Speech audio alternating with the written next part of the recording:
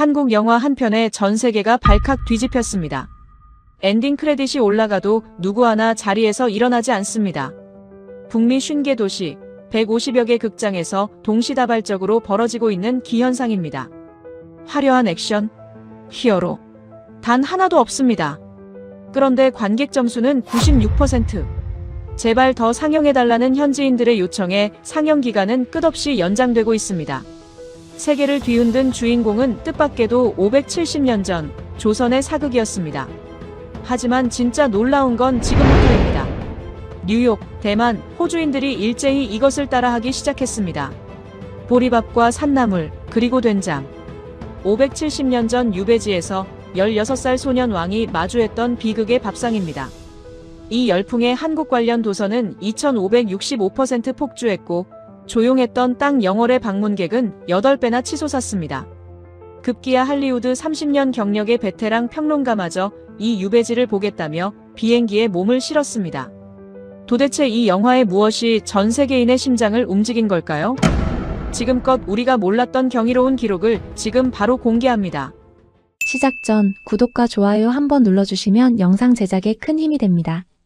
그럼 시작하겠습니다. 저는 한국에 대해 아무것도 몰랐습니다. 단종이 누군지, 조선이 뭔지, 유배가 무슨 의미인지. 미국이 건국되기도 300년 전 이야기라는 것만 알았습니다. 솔직히 관심도 없었습니다. 30년 동안 제 무대는 할리우드였으니까요. 마블, 디즈니, 유니버설. 그게 진짜 메이저 리그라고 생각했습니다. 그런 제가 지금 이 이야기를 하고 있습니다. 570년 전 산골 마을의 보리밥 한 그릇이 왜 뉴욕타임스 일면에 올라갔는지, 600년 된 나무 한 그루가 왜 할리우드보다 강력한지, 한국이라는 나라가 품고 있는 것이 무엇인지, 그날 밤으로 돌아가 보겠습니다. 안녕하세요. 저는 마이클 레인입니다. 뉴욕에서 30년 넘게 영화 칼럼을 쓰고 있습니다. 칸, 베니스, 선댄스는 거의 빠짐없이 다녔고 할리우드 스튜디오 시사회는 일주일에 서너 편씩 소화했습니다. 수천 편을 봤죠. 크리스토퍼 놀란의 작품을 첫 시사회에서 다뤘고 제임스 카메론의 신작도 누구보다 먼저 봤습니다. 그러다 보면 알게 되는 게 있어요. 보기 전부터 결론이 나 있는 영화가 있다는 걸요. 줄거리만 읽으면 어떤 연출이 나올지, 어떤 감정선을 밟을지, 관객이 어디서 울고 어디서 웃을지가 보입니다. 30년 하다 보니 생긴 일종의 직업병이죠. 효율적이었고 거의 틀린 적이 없었습니다. 그날 밤도 그랬습니다. 밤 11시쯤이었을 겁니다. 맨해튼에 있는 제 서재에서 노트북 화면을 보고 있었어요. 내일 오후에 봐야 할 영화가 하나 있었거든요. 한국 영화였습니다. 제목이 왕과 사는 남자. 담당 기자가 갑자기 아파서 제가 대타로 투입된 겁니다. 편집장한테 전화가 왔을 때 별다른 감흥은 없었어요. 마이클, 내일 오후 한국 영화 시사회 좀 가줄 수 있어? 담당 기자가 못 간대. 미안하다는 말도 없었습니다. 제가 한국 영화 전문가라서가 아니라 그냥 제 스케줄이 비어 있었을 뿐이었죠. 알겠다고 했습니다. 어차피 할 일도 없었으니까요. 전화를 끊고 영화 정보를 좀 찾아봤습니다. 조선시대 6번째 왕이 10살에 즉위했는데 숙부한테 왕위를 빼앗기고 유배를 당하는 이야기라고 하더군요. 16살 소년 왕의 비극. 한국에서 개봉한 지 한 달 좀 넘어서 1,400만 명을 넘겼다는 기사가 떴습니다. 역대 흥행 6위라고요. 겨울 왕국2를 넘어섰다는 문구도 보였습니다. 대단한 숫자죠. 인정합니다. 하지만 그게 북미 시장과 무슨 상관이 있겠습니까? 한국 내수 흥행은 한국 내수 흥행일 뿐이에요. 기생충이 아카데미를 받았을 때도 솔직히 놀랍긴 했지만 그건 봉준호라는 천재 감독의 예외적 사건이라고 생각했습니다. 예외는 예외일 뿐이죠. 로튼 토마토 점수를 확인했습니다. 관객 점수 96%. 높긴 하네요. 하지만 참여자가 아직 많지 않았어요. 대부분 한국계 미국인이겠죠. 교민들이 자국 영화에 후한 점수를 주는 건 어디나 마찬가지니까요. 객관적 지표로 보기엔 어렵다고 판단했습니다.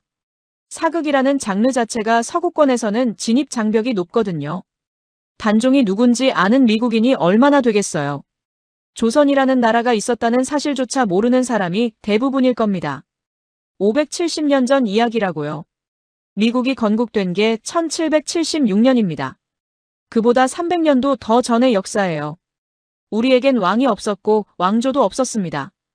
유교가 뭔지, 유배가 어떤 의미인지 감도 잡히지 않는 사람들이 이 영화에 공감할 수 있을까요?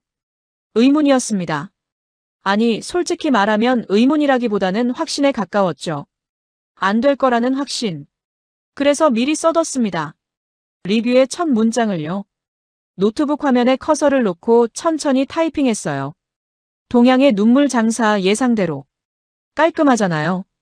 간결하고 명확합니다. 독자들도 바로 이해할 겁니다. 아, 또 그런 영화구나. 과거 회상이 길게 늘어지고 감정 과잉 연출로 눈물을 짜내고 자막 읽느라 정신없는 사이에 2시간 반이 지나가는 영화. 나머지는 내일 극장에서 나오면서 채우면 됩니다. 편하죠? 파일을 저장했습니다. 사실 한국 영화를 무시하는 건 아닙니다. 기생충은 훌륭했고 올드보이도 인상적이었죠. 한국 감독들의 연출력은 인정합니다. 하지만 그건 어디까지나 예술 영화 섹션에서 가끔 언급되는 수준이었어요. 제주 무대는 할리우드입니다. 1년에 수억 달러를 벌어들이는 블록버스터들, 전 세계 수천만 명이 동시에 보는 영화들. 거기가 진짜 전쟁터이고 거기가 메이저 리그입니다.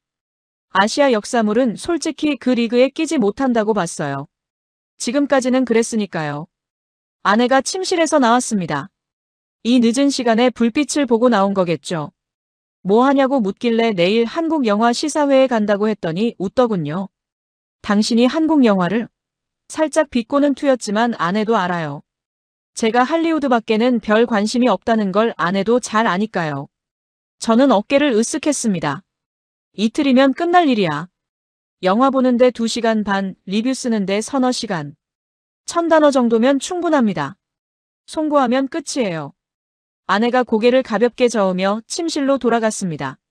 저는 노트북을 덮었어요. 서재 창문 너머로 맨해튼 야경이 깔려 있었습니다.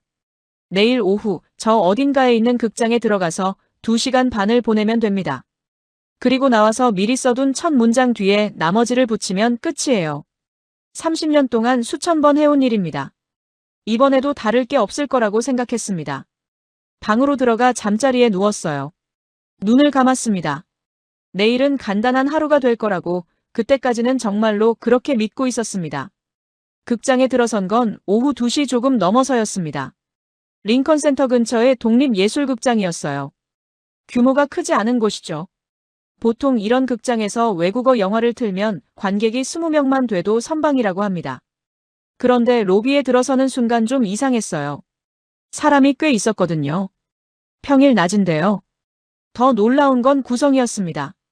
아시아계만 있을 거라고 예상했는데 백인 중년 부부, 흑인 청년 둘, 히스패닉으로 보이는 여성 그룹까지. 현지인 비중이 눈에 띄게 높았어요. 극장 입구 유리문에 안내문이 한 장 붙어 있었습니다. 관객분들의 뜨거운 성원에 힘입어 상영 기간을 연장합니다. 원래 일주일 예정이었던 상영이 계속 늘어나고 있다는 내용이었죠. 한국 영화가요. 자막으로 봐야 하는 한국 사극이요. 좌석은 중간쯤으로 잡았습니다. 너무 앞도 뒤도 아닌 자리. 취재하기엔 딱 좋은 위치죠. 노트와 펜을 꺼내 무릎 위에 올려놨습니다.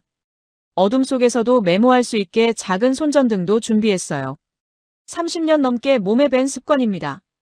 주변을 둘러봤는데 좌석의 절반 이상이 차 있었습니다. 평일 오후 외국어 영화 상영관에서요. 고개를 갸우뚱했지만 깊이 생각하진 않았습니다. 어차피 2시간 반이면 끝나는 일이니까요. 불이 꺼지고 영화가 시작됐습니다. 한국어 대사가 흘러나왔어요. 당연히 한마디도 못 알아듣죠. 화면 아래 영어 자막이 떴습니다. 읽기 시작했어요. 건성으로요. 궁궐 장면이 나오고 정치적 음모가 펼쳐지고 누가 누군지 파악하느라 좀 정신이 없었습니다. 왕위를 빼앗는 숙부, 쫓겨나는 어린 왕, 복잡한 인물 관계들. 솔직히 처음 10분은 집중이 안 됐어요. 노트에 몇 자 적었습니다. 도입부 느림. 미국 관객에겐 낯선 설정. 그리고 시계를 한번 봤죠. 2시간 남았네. 그런데 화면이 바뀌었습니다. 궁궐이 사라지고 산골 마을이 나왔어요. 강원도 영월이라는 자막이 떴습니다. 그리고 남자 한 명이 등장했죠. 촌장이라는 인물이었습니다. 이 남자가 나오는 순간 영화의 공기가 완전히 달라졌어요. 어떻게 설명해야 할까요? 그는 엄청나게 역동적인 캐릭터였습니다. 쉴 틈 없이 움직이고 쉴 틈 없이 말하고 마을을 살리기 위해 쓸 수 있는 모든 수를 동원하는 사람이었어요. 유배된 귀족을 마을에 데려오면 식량도 들어오고 아들 공부도 시킬 수 있을 거라는 계산으로 일을 벌이는데 막상 데려온 사람이 폐위된 왕이에요. 원하던 그림이 아니죠. 하지만 이 남자는 멈추지 않습니다. 이 사람을 살려야 하고 먹여야 하고 문제가 터지지 않게 막아야 합니다. 항상 무언가를 시도하고 항상 무언가를 연기하는 사람. 그러면서도 그 안에 진심이 보이는 인물이었어요. 이상한 일이 벌어지고 있었습니다. 주변 관객들이 웃고 있었거든요. 같은 장면에서요. 한국어를 한마디도 모르는 사람들이 촌장의 행동에 반응하고 있었습니다. 웃음이 자연스럽게 터져나왔어요. 코미디인 줄 알았습니다. 비극이라고 들었는데 혼란스러웠죠. 하지만 그게 이 영화의 리듬이었습니다. 웃기다가 갑자기 먹먹해지고 따뜻하다가 불현듯 가슴이 저려옵니다. 그리고 밥상 장면이 나왔습니다. 마을 사람들이 왕을 위해 음식을 준비하는 장면이었어요. 화려하지 않았습니다. 그냥 소박한 밥상. 보리밥, 된장국, 나물 몇 가지. 그게 전부였어요. 어린 왕은 처음에 손을 대지 않았습니다. 왕이 평민의 밥을 먹는다는 게 받아들여지지 않았던 거겠죠. 하지만 촌장이 먼저 숟가락을 들었고 마을 사람들도 자연스럽게 자리에 앉았습니다. 그리고 함께 밥을 먹기 시작했어요. 카메라가 왕의 얼굴을 비추는데 그 배우의 눈빛에 숨이 멈췄습니다. 박지훈이라는 이름을 그때는 몰랐어요. 나중에 알게 됐죠. 왕으로서의 무게감과 아이 같은 순수함이 동시에 담긴 눈이었습니다. 처음으로 웃는 표정이었어요.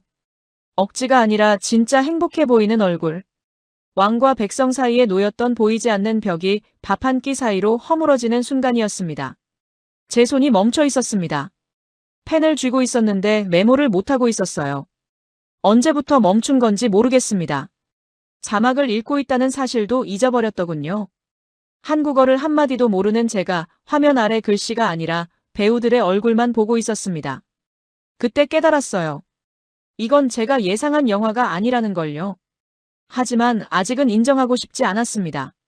1시간이 지나고 있었습니다. 영화는 점점 깊어졌어요. 단종과 마을 사람들의 관계가 한 겹씩 쌓여가는 과정이 화면 위에서 천천히 펼쳐지고 있었습니다. 웃기다가 슬프고 따뜻하다가 먹먹하고 그 경계를 오가는 리듬에 완전히 빨려 들어간 상태였어요. 시계를 볼 생각조차 안 났습니다. 그리고 여자가 한 명 나왔습니다. 왕의 곁을 지키는 인물이었는데 등장 분량이 많지 않았어요. 대사도 한 줌 정도였을 겁니다. 그런데 이 배우가 화면에 있는 동안 공기가 달라졌습니다. 적은 대사 안에 켜켜이 쌓인 감정이 보였어요. 왕을 향한 충심, 체념, 그리고 그 밑바닥에 깔린 슬픔 같은 것.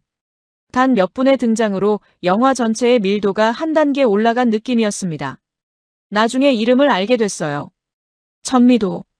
짧은 출연이었지만 그 존재감은 결코 짧지 않았습니다. 촌장 역의 배우는 갈수록 압도적이었습니다. 정적인 사극의 흐름을 단숨에 깨부수는 에너지가 있었어요. 그게 텐션을 이 사람이 쥐락펴락하고 있었습니다. 코믹한 장면에서는 극장 전체를 웃겼고 진지한 장면에서는 숨소리마저 삼키게 만들었어요.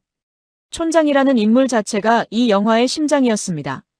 왕을 살리기 위해 모든 것을 걸면서도 그 안에 감춰진 인간적인 두려움과 따뜻함이 동시에 읽히는 연기.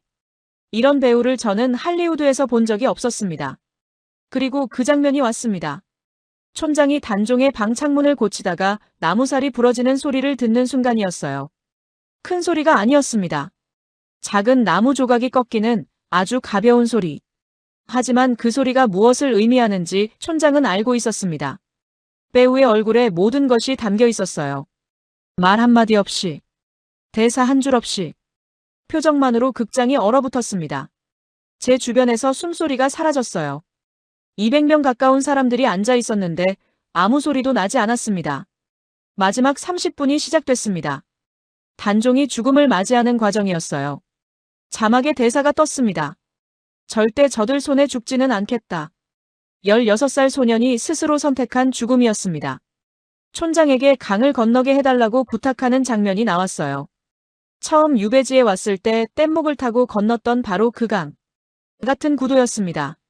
하지만 의미가 완전히 달랐어요. 이번에 강을 건너면 돌아오지 못한다는 것을 둘 다 알고 있었으니까요. 강물에 떠있는 작은 몸. 종이처럼 가벼운 시신을 촌장이 물속으로 뛰어들어 건져 올리는 장면. 제 손이 떨리고 있었습니다. 펜이 무릎에서 떨어졌어요. 춥지 않았습니다. 그냥 떨렸습니다. 화면만 봤습니다. 그리고 뭔가가 뺨을 타고 흐르는 게 느껴졌어요. 손을 갖다 대봤습니다. 젖어 있었습니다. 눈물이었어요. 언제부터 울고 있었는지 모르겠습니다. 자각하지 못한 채 울고 있었던 겁니다. 60년 가까이 살면서 영화를 보고 울어본 적이 손에 꼽을 정도인 사람이 한국어도 모르고 조선의 역사도 모르면서 울고 있었습니다. 엔딩 크레딧이 올라가기 시작했습니다. 극장이 조용했어요. 비정상적으로 조용했습니다. 보통은 크레딧이 뜨면 사람들이 일어나기 시작하거든요. 코트를 짚고 핸드폰을 확인하고 출구 쪽으로 움직이죠. 하지만 아무도 일어나지 않았습니다. 어떤 사람은 눈을 감고 있었고, 어떤 사람은 고개를 숙이고 있었고, 어떤 사람은 조용히 손등으로 뺨을 닦고 있었습니다. 한국어를 모르는 사람들이었어요. 조선이 어디 있는지도 모르는 사람들이었습니다. 그 사람들이 전부 자리에 붙어 있었어요. 불이 켜졌습니다. 그제야 하나 둘 일어나기 시작했어요. 저도 일어났습니다. 노트를 주웠어요. 펼쳐봤습니다. 첫 10분치 메모만 적혀 있었고 나머지 2시간은 백지였습니다. 극장 밖으로 나왔어요. 오후 햇살이 눈부셨습니다. 거리의 소음이 한꺼번에 밀려들었어요. 택시 경적, 공사 소음, 누군가의 웃음소리. 방금까지 극장 안에 있었다는 게 믿기지 않았습니다. 핸드폰을 꺼냈어요. 편집장에게 취재 끝났다고 문자를 보내야 했거든요. 화면을 켜고 글자를 치기 시작했습니다. 그런데 손가락이 멈췄어요. 뭘 써야 할까요? 동양의 눈물 장사 예상대로.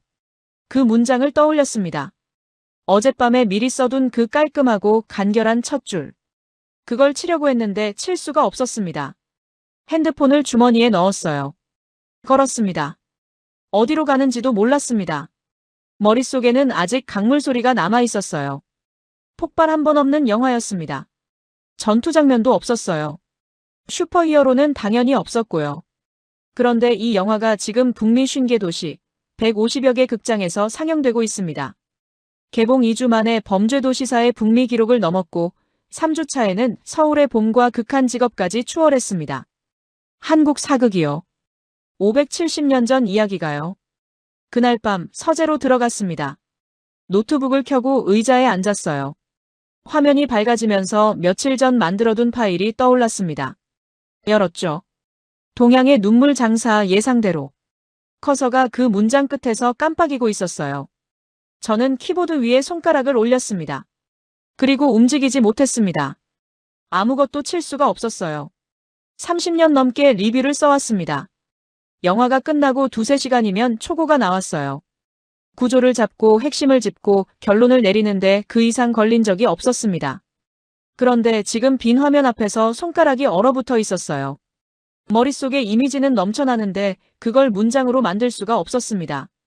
밥상 앞에서 처음 웃던 소년의 얼굴, 나무살이 부러지는 소리를 듣고 굳어버린 촌장의 표정, 강물 위에 떠있던 작은 몸. 전부 선명한데 단어가 안 나왔어요. 브라우저를 열었습니다. 도망치듯이요. 뭐라도 검색하면 실마리가 잡힐 것 같았거든요. 검색창에 더 킹즈 워던을 쳤습니다. 로튼 토마토 페이지가 떴어요. 관객 점수 96%. 어젯밤에는 대수롭지 않게 넘겼던 숫자였죠. 한국계 미국인들이 후하게 준 점수일 거라고 치부했었으니까요. 하지만 이번에는 리뷰를 하나씩 읽어봤습니다. 역사를 전혀 모르고 봤지만 울음을 멈출 수 없었다. 이름을 봤습니다. 제니퍼 M. 한국계가 아니었어요. 내 생애 첫 사극 영화였는데 슬프고 연기가 훌륭했다. 데이비드 K. 웃기면서도 깊이 감동적이다. 몇 년 만에 본 최고의 영화. 사라티. 스크롤을 내릴수록 비한국계 이름들이 줄을 이었습니다. 나만 운 게 아니었구나. 그 생각이 머리를 스쳤어요. 레딧으로 넘어갔습니다. 영화 커뮤니티에 스레드가 올라와 있었어요. 댓글이 수백 개 달려 있었습니다. 읽기 시작했죠.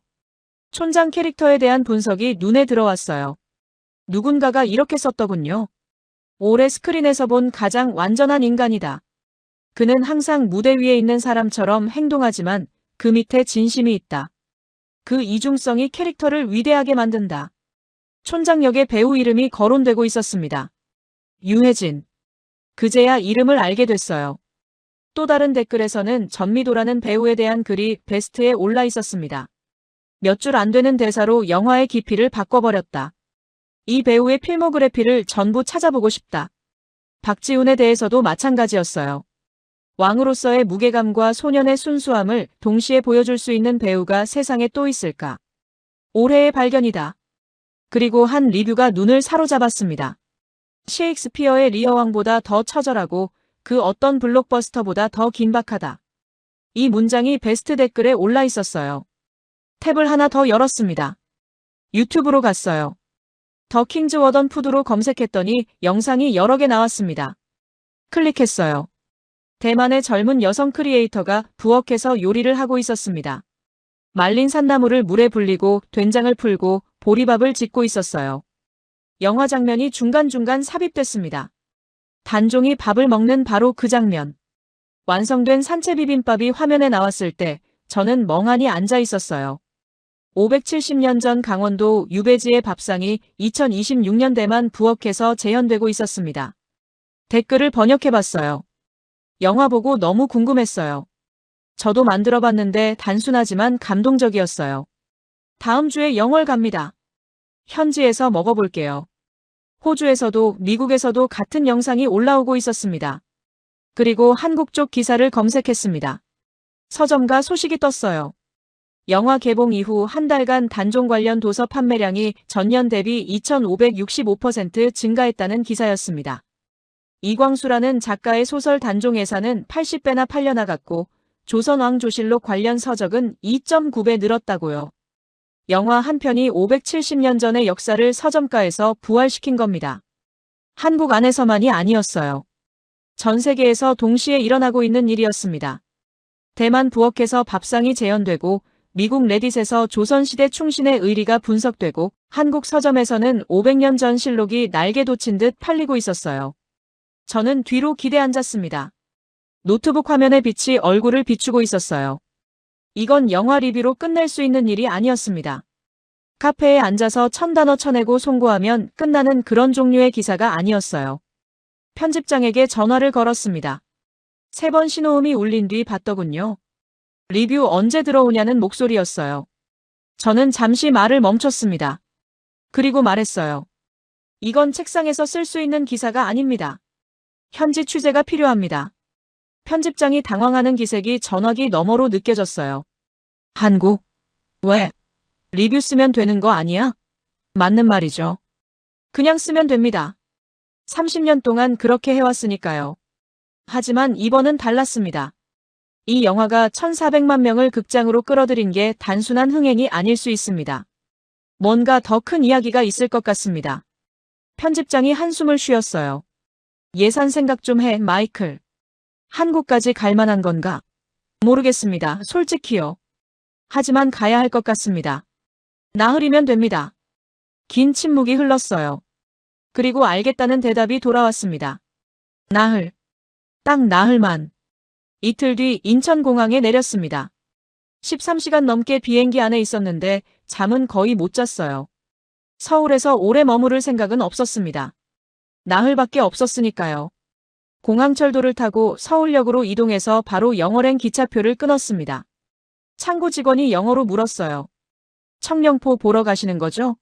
순간 멈칫했습니다. 네, 그렇다고 했더니 직원이 웃었어요. 요즘 엄청 많이 가시더라고요. 주말표는 벌써 매진됐어요. 한국어를 한마디도 못하는 외국인이 영월행표를 사는 게 더 이상 낯선 풍경이 아니라는 투였습니다. 기차에 올라탔어요. 창가 자리에 앉았습니다. 출발하고 얼마 지나지 않아 풍경이 바뀌기 시작했어요. 빌딩이 줄어들고 산이 늘어났습니다. 콘크리트가 사라지고 나무가 채워졌어요. 맞은편 자리에 대학생으로 보이는 젊은이 셋이 앉아 있었는데 한 명이 핸드폰으로 뭔가를 보여주고 있었어요. 영화 장면 같았습니다. 다들 웃다가 갑자기 조용해졌어요. 한국어였지만 단종이라는 이름이 들렸습니다. 고유명사는 어떤 언어로 말해도 알아들을 수 있거든요. 한 친구가 창밖을 보며 말없이 고개를 끄덕였어요. 표정이 진지했습니다. 1시간쯤 지났을까요? 창밖이 완전히 달라져 있었습니다. 3분이었어요. 깊은 산 사이로 강이 보였고 기차는 그 강을 따라 달리고 있었습니다. 저는 강을 보면서 생각했어요. 570년 전 그 소년도 이 길을 지나갔겠구나. 한양에서 영월까지. 왕에서 죄인으로. 16살 나이에 이 산길을 보면서 무슨 생각을 했을까요? 돌아갈 수 있을 거라고 믿었을까요? 아니면 이미 알고 있었을까요? 기차 안이 조용했습니다. 맞은편 대학생들도 말이 없었어요. 다들 창밖만 보고 있었습니다. 영월까지 2시간 반. 핸드폰도 안 받고 노트도 안 폈어요. 그냥 흘러가는 산과 강만 봤습니다. 영월역에 내린 건 오후 2시쯤이었습니다. 작은 역이었어요. 서울역과는 비교할 수 없을 만큼 조용한 곳이었죠. 하지만 사람은 생각보다 많았습니다. 택시를 잡아타고 장릉으로 가달라고 했어요. 기사님이 웃으며 물었습니다. 영화 보셨죠? 이미 익숙한 질문이 되어 있었습니다. 네, 봤습니다. 기사님이 고개를 끄덕이더니 말했어요. 요즘 매일 태워요. 전국에서 오시는데 외국분들도 많아요.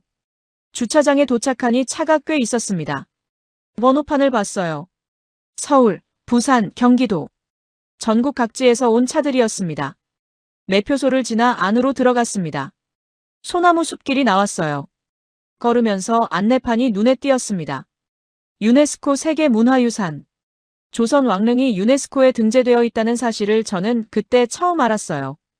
500년 왕조의 무덤이 하나의 체계로 보존되어 세계문화유산이 된 겁니다. 미국에는 200년 넘은 건물도 유산이라고 부르는데 이 나라는 570년 된 무덤을 지금도 돌보고 있었습니다. 5분쯤 걸었을까요? 길이 트이면서 앞이 보였습니다. 능이었어요. 둥근 언덕 같은 모양이었습니다. 크지 않았어요. 소박했습니다. 봉분 앞에 상석이 놓여 있었고 그 주위로 소나무들이 둘러싸고 있었어요. 그런데 소나무들이 이상했습니다. 곧게 서 있지 않았어요. 전부 능 쪽으로 기울어져 있었습니다. 마치 절을 하듯이요. 저는 그 광경 앞에서 걸음을 멈췄습니다. 나무들이 절을 하고 있었습니다. 570년 동안 한 그루가 아니었어요. 능을 둘러싼 소나무 전부가 봉분을 향해 고개를 숙이고 있었습니다. 사람들은 이 나무들을 절하는 소나무라고 부른다고 안내판에 적혀 있었어요. 과학적으로는 빛의 방향이나 바람의 영향일 수도 있겠죠. 하지만 그 자리에 서서 직접 보면 그런 설명이 의미가 없어집니다. 보이는 것 자체가 압도적이니까요. 그 옆에 또 다른 안내판이 있었습니다. 엄흥도라는 사람에 대한 이야기였어요. 한글과 영어로 쓰여 있었습니다. 읽었습니다. 시신을 거두는 자는 삼족을 멸한다. 왕의 명령이었어요. 단종의 시신에 손 떼는 자는 본인은 물론 3대가 몰살당한다는 뜻이었습니다. 그런데 이 남자 엄흥도는 홀로 시신을 수습했습니다. 목숨을 걸고 장례를 치렀어요. 가족 전체가 위험해질 줄 알면서도요. 안내판 앞에 서양인 남자 한 명이 서 있었습니다. 가만히 읽고 있었어요. 한참 동안이요. 그리고 천천히 고개를 저었습니다.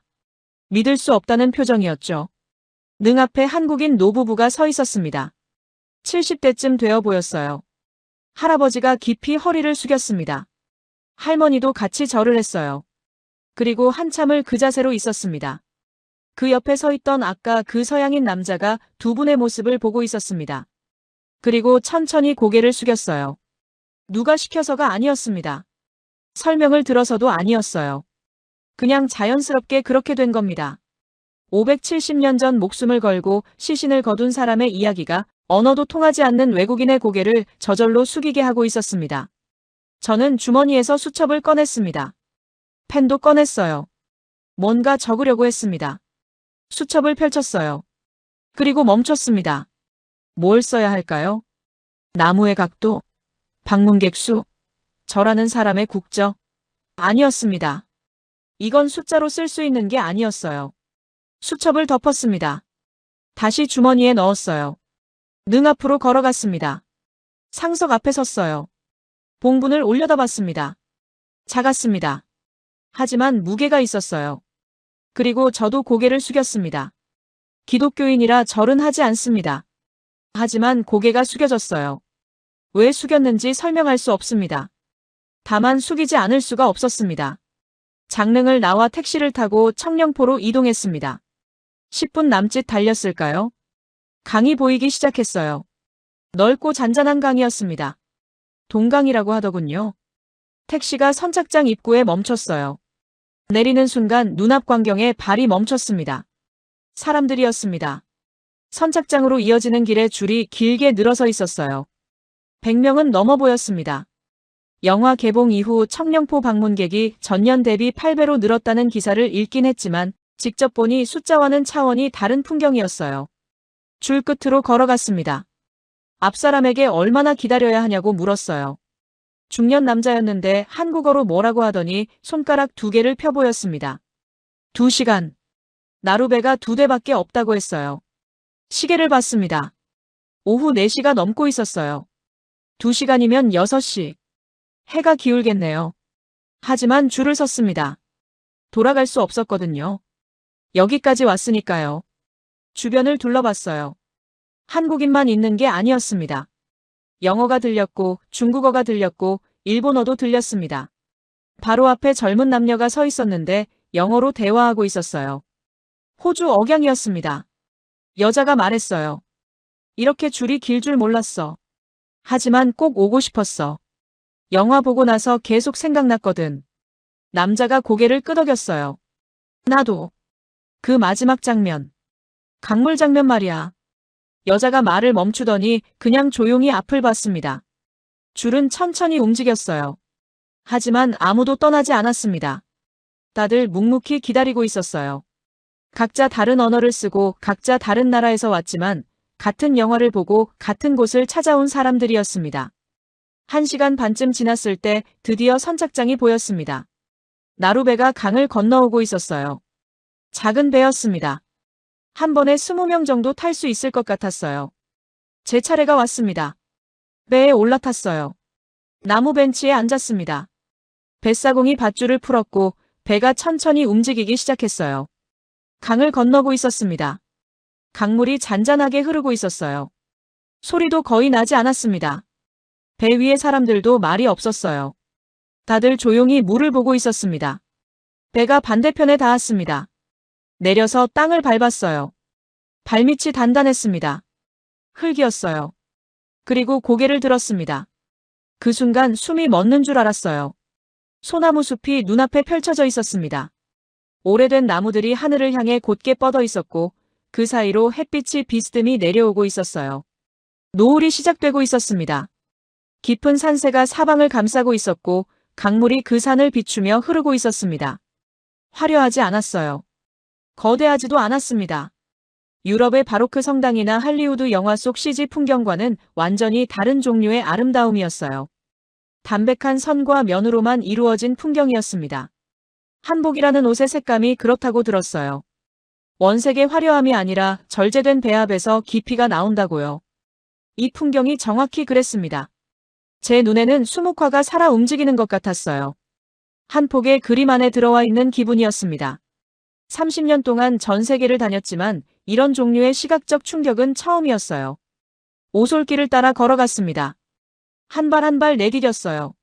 수백 년 동안 사람들이 밟아온 길이었죠. 앞에서 걷던 사람들이 멈춰 섰습니다. 저도 멈췄어요. 나무였습니다.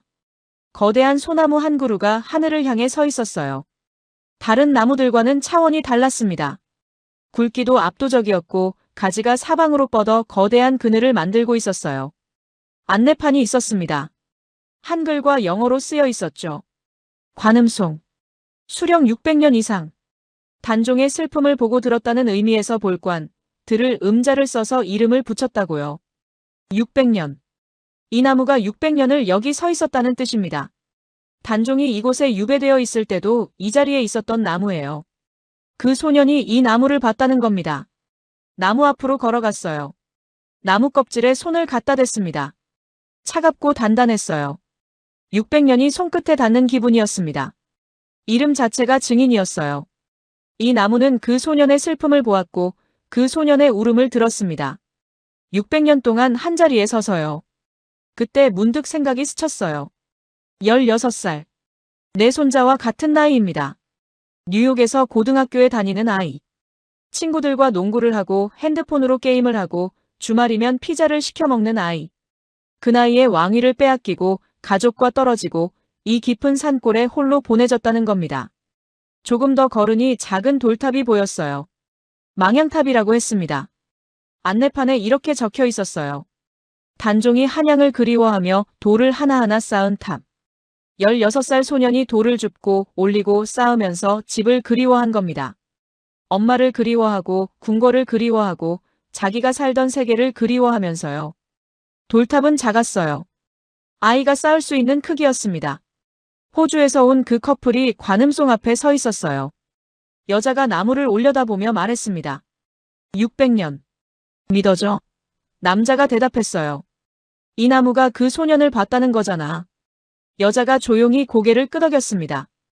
아까 장릉에서도 느꼈지만 이 나라 사람들이 가진 정서가 있었어요.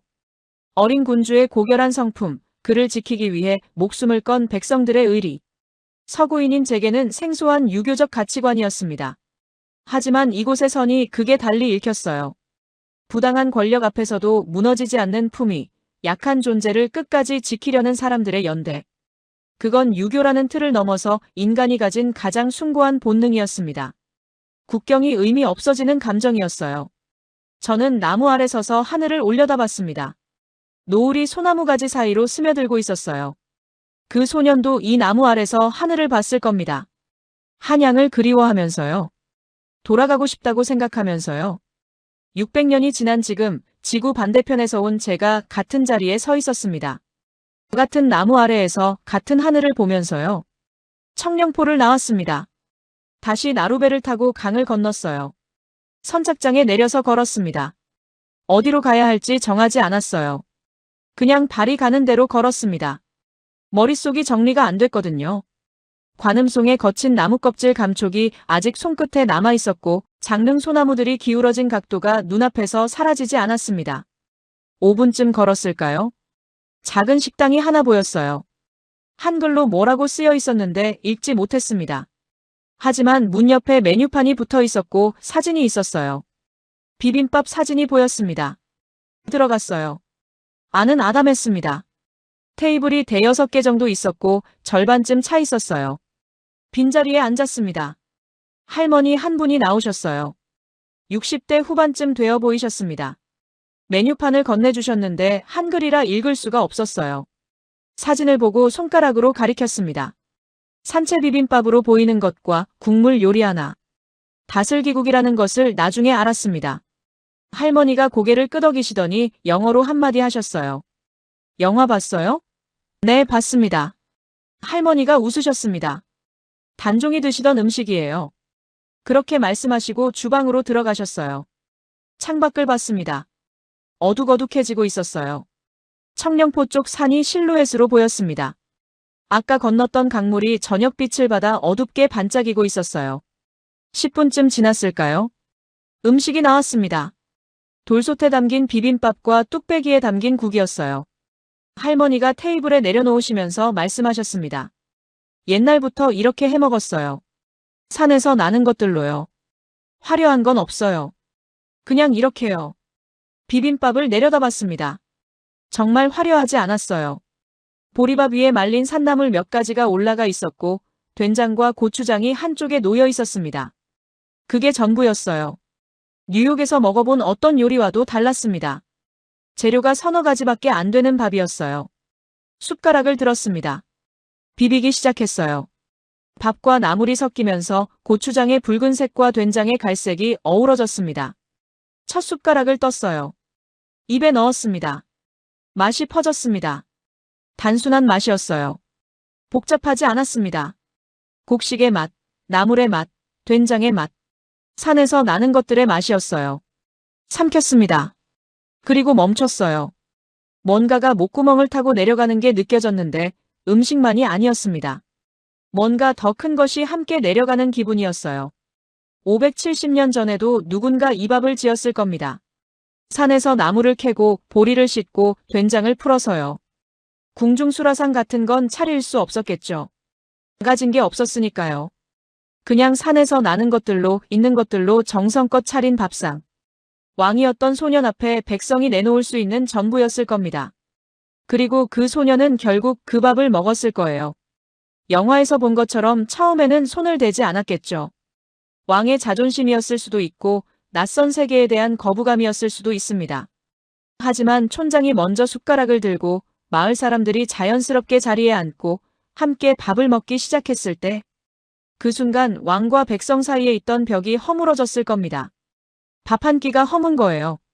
화려한 수라상이 아니라 보리밥과 나물이 허문 겁니다.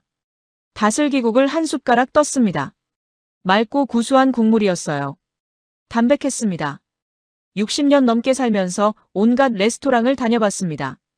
미슐랭 스타를 받은 곳도 가봤고 유명 셰프가 만든 코스 요리도 먹어봤어요. 수백 달러짜리 와인도 마셔봤습니다.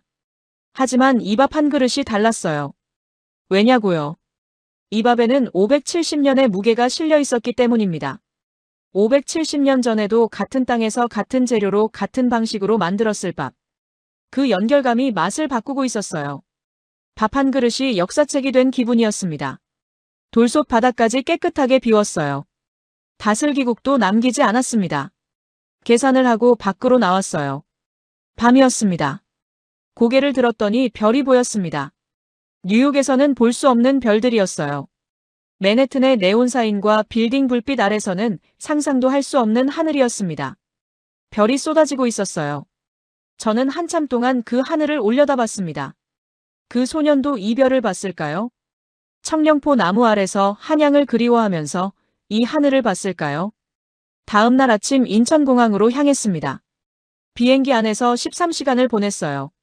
잠은 또 못 잤습니다. 뉴욕에 도착해 집으로 들어갔어요. 아내가 어땠냐고 물었습니다. 좋았다고만 했어요. 서재로 들어갔습니다. 노트북을 켰어요. 화면이 밝아졌습니다. 며칠 전에 만들어뒀던 파일을 열었어요. 커서가 깜빡이고 있었습니다. 그 문장이 아직 거기 있었어요. 동양의 눈물 장사 예상대로. 저는 그 문장을 보면서 웃음이 나왔습니다. 쓴웃음이었어요. 마우스를 움직였습니다. 전체 선택. 삭제. 화면이 하얗게 비었습니다. 커서만 깜빡이고 있었어요. 손가락을 키보드 위에 올렸습니다. 이번에는 움직였어요. 빠르게. 보리밥 한 그릇이 내 30년을 무너뜨렸다. 첫 문장을 쳤습니다. 그리고 멈추지 않았어요. 장릉의 소나무들에 대해 썼습니다. 570년째 절하고 있는 나무들. 관음송에 대해 썼어요. 600년 동안 한자리에서 소년의 슬픔을 지켜본 증인. 엄흥도에 대해 썼습니다. 삼족이 멸해질 줄 알면서도 시신을 거둔 사람. 그리고 보리밥에 대해 썼어요. 570년 전과 똑같은 방식으로 같은 재료로 만든 밥 한 그릇의 무게에 대해서. 새벽 4시가 됐습니다. 화면에 글자가 빼곡하게 차 있었어요. 한 번 읽고 2번 읽었습니다. 고칠 곳이 없었습니다. 편집장에게 이메일을 보냈어요. 원고 첨부. 전송. 노트북을 덮었습니다. 창문을 열었어요. 새벽 공기가 들어왔습니다. 맨해튼 불빛이 아직 켜져 있었어요. 하지만 제 눈에는 영월의 밤하늘이 겹쳐 보였습니다. 별이 쏟아지던 그 하늘이요. 다음 날 아침 9시에 전화가 울렸습니다. 편집장이었어요. 4시간도 못 자고 잠결에 받았습니다. 목소리가 들렸어요. 마이클, 이거 진짜야? 네. 이 기사 진짜 당신이 쓴 거 맞아? 눈을 떴습니다. 천장을 봤어요. 네, 제가 썼습니다. 편집장이 잠시 말이 없었습니다. 그리고 말했어요. 일면에 싣겠다. 문화 섹션. 일면이요? 30년 동안 당신 기사 본 중에 이번이 제일이야. 전화가 끊겼습니다. 그날 저녁 기사가 나갔습니다. 문화 섹션 일면이었어요. 제목은 간단했습니다. 보리밥 한 그릇이 내 30년을 무너뜨렸다. 부제가 붙어 있었죠. 한국 영화 왕과 사는 남자가 보여준 것 예산이 아니라 시간이 만든 영화. 그날 밤부터 반응이 왔습니다. 이메일이 쏟아졌어요. 독자들이었습니다. 기사 읽고 바로 표 끊었습니다. 이번 주말에 봅니다. 영월이 어디 있는지 찾아봤어요. 한국 가면 꼭 가보고 싶습니다. 산채 비빔밥을 어디서 먹을 수 있나요? 사흘이 지났습니다. 편집장한테 또 전화가 왔어요. 마이클, 이거 봤어? 뭘요? 구글 트렌드. 영월 검색량이 300% 올랐어. 미국에서. 지난주 대비로. 진짜요? 그리고 한국관광공사에서 연락 왔어. 고맙다고. 저는 전화를 끊고 창밖을 봤습니다. 뉴욕이었어요. 맨해튼 거리였습니다. 저 어딘가에서 사람들이 570년 전 조선 유배지의 밥을 검색하고 있었습니다. 대만에서, 호주에서, 미국 곳곳에서 크리에이터들이 산채 비빔밥을 재현하는 영상이 올라오고 있었어요. 보리밥에 말린 산나물, 된장. 570년 전 강원도 유배지의 밥상이 2026년 전 세계 부엌에서 만들어지고 있었습니다. 한국 서점에서는 단종 관련 도서 판매량이 2565% 급증했고 단종 예사라는 소설은 80배나 팔려나갔다는 소식도 들렸어요. 영화 한 편이 570년 전의 역사를, 음식을, 기억을 전 세계로 퍼뜨리고 있었습니다. 이 영화는 왕의 남자, 광해, 명량에 이어 역대 4번째 사극천만 영화가 되었습니다. 한국 영화 역대 흥행 6위에 올라 겨울 왕국이를 밀어냈어요. 디즈니가 전 세계 마케팅 비용을 쏟아부어 만든 할리우드 애니메이션을 조선시대 16살 소년 왕의 이야기가 넘어선 겁니다. 북미에서도 범죄도시사, 서울의 봄, 극한 직업의 기록을 모두 추월했고요. 자막을 읽어야 하는 한국 사극이 할리우드의 심장부에서 그 기록을 세운 겁니다. 한 달 뒤 아내와 함께 극장에 갔습니다. 제가 처음 봤던 바로 그 극장이었어요. 평일 저녁이었는데도 사람이 꽤 있었습니다. 영화가 시작됐어요. 저는 2번째였고 아내는 처음이었죠. 하지만 또 울었습니다. 밥상 장면에서, 나무살 부러지는 장면에서, 강물 장면에서. 아내도 울고 있었어요. 엔딩 크레딧이 올라가고 극장을 나왔습니다. 아내가 말했어요. 내년 봄, 그 나룻배 같이 타자. 저는 고개를 끄덕였습니다. 그날 밤 서재에 앉아 독자 메일을 확인했어요. 하나를 열어봤습니다. 마이클 씨, 기사 읽고 영화 봤습니다. 그리고 한국행 티켓을 샀습니다. 5월에 갑니다. 600년 된 나무를 보고 싶습니다. 서명은 제니퍼라고 되어 있었어요. 저는 답장을 썼습니다. 영월에 가시면 장릉부터 가보세요. 소나무들이 570년째 절하고 있습니다. 그리고 청령포 근처 식당에 들르세요. 산채 비빔밥을 드세요. 화려하지 않습니다. 하지만 무게가 있습니다. 전송 버튼을 눌렀어요. 노트북을 덮었습니다. 창문을 열었어요. 밤 공기가 들어왔습니다. 할리우드는 세트를 짓고 CGI로 숲을 만들 수 있습니다. 수억 달러를 들여 왕국을 재현할 수도 있어요. 하지만 600년 된 관음송은 만들 수 없습니다. 570년째 능을 향해 기울어진 소나무도 만들 수 없어요. 억울하게 죽은 소년을 200년 뒤에 복권시키고 능을 세워준 민족의 마음은 더더욱 만들 수 없습니다. 조선 왕조 500년의 기록을 실록에 남기고 570년이 지나도 그 슬픔을 잊지 않고 영화로 만들고 밥상으로 기억하고 나무로 전하는 사람들. 가장 한국적인 서사가 지금 전 세계를 울리고 있습니다. 그것은 예산의 문제가 아니었어요. 한 사람을 570년 동안 기억하는 힘. 그것이 이 영화가 가진 것이었고 그것이 대한민국이라는 나라가 품고 있는 것이었습니다.